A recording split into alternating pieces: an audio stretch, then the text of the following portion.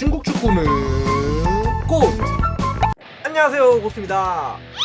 월드컵 3차 예선에서 아직 인도네시아 원정 그리고 바레인과의 홈경기가 남아있음에도 불구하고 사실상 중국 내에서는 월드컵 본선행이 물 건너간 분위기네요. 그래도 만에 하나 인도네시아와의 단두대 매치를 포함해 두 경기를 모두 잡으면 월드컵 4차 예선이 가능할지도 모르겠네요. 이런 상황인지라 중국 축협은 이반코비치 감독의 후임을 벌써부터 물색하고 있습니다. 중국 국대는 아시안컵을 시원하게 말아먹은 전임 감독 양코비치의 후임으로 장수 소닌 감독 출신 올라로 이후 전 한국 대표팀 감독 벤투 등을 후보에 올려놓기도 했는데요. 후보 중에 전 이란 대표팀 감독 케이로스도 포함됐는데 당시 예산 부족을 이유로 감독 후보들과의 협상에서 실패하고 말았습니다. 그리고 선임됐던 게 전 오만 대표팀 감독 이반코비치였죠.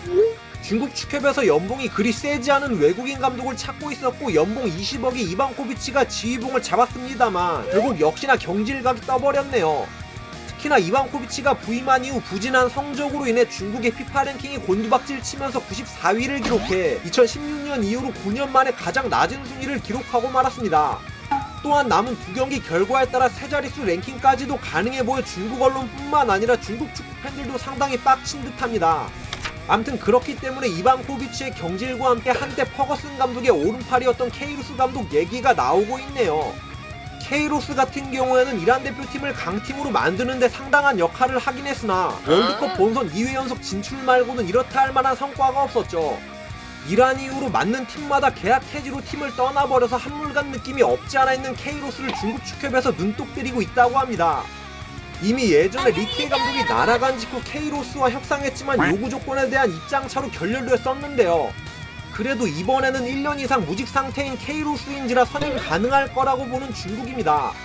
뭐 혹시나 케이로스가 부임하게 되면 2030년 월드컵을 도전하게 될 중국일 텐데 참가국이 64개국으로 늘어난다는 말도 있어 월드컵 본선에 진출할 수 있는 절호의 기회가 되겠네요.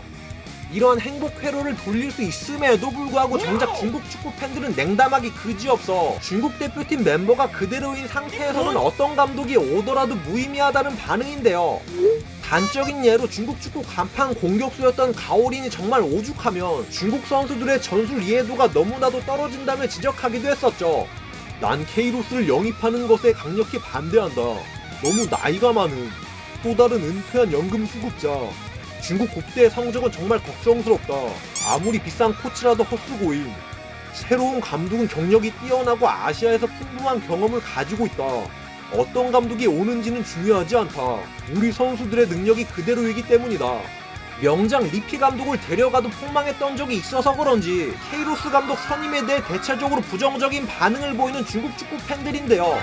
과연 이반코비치의 후임으로 어떤 감독이 선임될지 굉장히 궁금하네요. 자, 지금까지 슬슬 차기 감독 얘기가 나오고 있는데 굉장히 부정적인 이유에 대해 한번 말해봤습니다. 재밌게 보셨다면 좋아요 부탁드립니다. 감사합니다.